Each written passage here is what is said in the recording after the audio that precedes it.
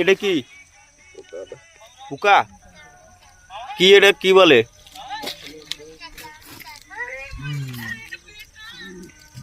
ঠ্যাং নেই তো। হ্যাঁ ওই তো ঠ্যাং ছাতাটা। ঠ্যাং নেই, ওটা খায়। হ্যাঁ ওটা খায় না। ট্রেন উঠিছে, ট্রেন উল্টি দাও। ইস শালা, তোমার পাপ হবে তালি। তুমি ঠাকুরে বলতে তুমি তো